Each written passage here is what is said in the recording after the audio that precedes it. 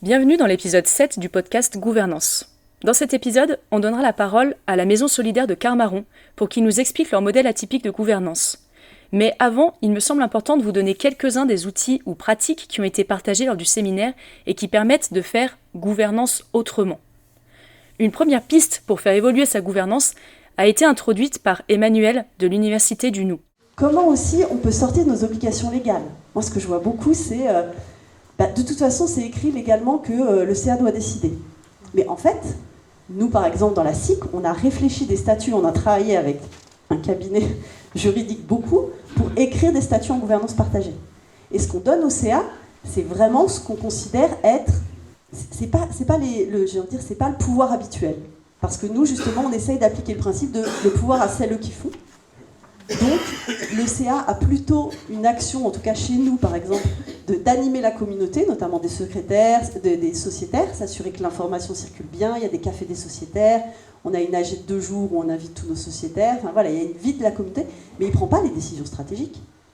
Les décisions stratégiques, ça va être plutôt ce qu'on appelle nous un cercle général, ceux qui travaillent en fait au quotidien à l'Université du Nou qui vont les prendre. Donc il y a vraiment des choses sur lesquelles c'est important de pouvoir se poser la question de pourquoi on fait les choses. Pourquoi on donne le pouvoir à cet endroit-là ? Est-ce que c'est vraiment utile ? Est-ce que c'est vraiment au service de la raison d'être ? Ou est-ce qu'on le fait par habitude ? Et qu'est-ce qui est possible, néanmoins dans le cadre légal qui est le nôtre, de faire ? Plusieurs témoignages nous ont permis d'illustrer concrètement cela. Nous avons notamment eu plusieurs témoignages de coopératives dans et hors réseau. Hors réseau, nous pouvons citer Cabestan, coopérative d'artisans du bâtiment montée en CAE, coopérative d'activité et d'emploi. L'organisation de Cabestan permet à la fois de sécuriser les artisans puisqu'ils ont le statut de salariés de la coopérative et de les rendre actifs et actifs dans la gestion de celle-ci puisque les membres du CA sont cooptés parmi les artisans. Au sein du réseau, le 110 est une structure basée en Seine-Saint-Denis ayant un modèle atypique puisqu'elle est à la fois centre socio-culturel agréé EVS, espace de vie sociale, et coopérative.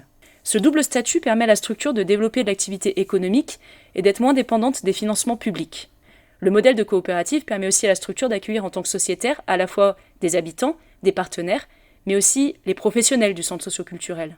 Quand on parle de s'autoriser à sortir de l'obligation légale, on pense aussi à toutes les variations d'un modèle de gouvernance classique, gouvernance collégiale, gouvernance par commission, etc. Sur ce sujet, nous avons eu de nombreux témoignages, au sein et hors de notre réseau. Au sein de notre réseau, je pense notamment au centre social de Bellerive, en Charente-Maritime, dont la gouvernance prend la forme de 3 instances, un comité de projet, un comité de gestion et un comité de centre. Hors réseau, on peut citer la Libellule, épicerie solidaire sans salariés, où toutes les réunions sont ouvertes à toutes et tous, et sans obligation de participation en temps pour bénéficier de l'épicerie dans un souci d'inclusion. Une seconde piste rassemble les différentes manières d'intégrer de nouvelles personnes à la gouvernance. Ici, on propose un CA ouvert à tous et toutes 1 mois avant l'AG pour que les personnes découvrent l'instance. Là, on passe par cooptation. Ailleurs, on fonctionne avec des élections sans candidat. Plus loin, on organise ces AG sous forme ludique pour donner envie de s'engager. À côté, on travaille sur l'accessibilité des communications du centre social aux personnes ne maîtrisant pas la langue française, notamment pour qu'elles puissent participer à l'AG du centre. Là-bas, on prévoit un mode de garde pendant les CA pour les parents qui le souhaitent ou qui en ont besoin. Ou encore, on met en place un système de parrainage entre nouveaux et anciens administrateurs, administratrices, pour accompagner la montée en compétences de chacun, chacune. Enfin, une troisième piste concerne la question du pouvoir et des prises de décision. Quels sont les espaces décisionnaires et comment on décide ? Sur ce dernier point, on peut citer quelques outils comme la gestion par consentement ou la sociocratie. Il y a sans doute plein d'autres pistes de travail, mais il faut bien s'arrêter un moment. Pour clore cet épisode, on donne la parole à la Maison solidaire Carmarron, qui expérimente une forme de gouvernance originale. On a imaginé et créé en fait un nouveau modèle de gouvernance qui supprime le conseil d'administration, qui supprime le pouvoir décisionnel à une petite minorité de personnes élues, et donc qui donne le pouvoir collectif à l'assemblée communautaire.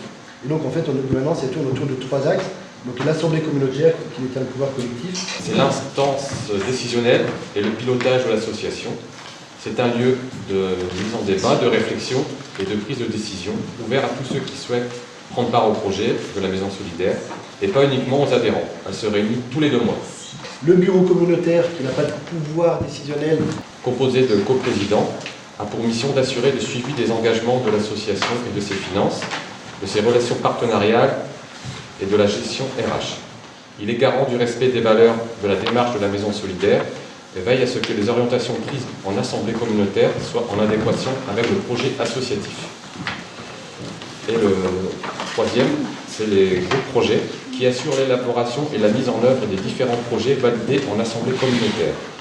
Ils peuvent être soutenus par l'un des professionnels afin de préciser le projet, de lever les freins ou difficultés éventuelles.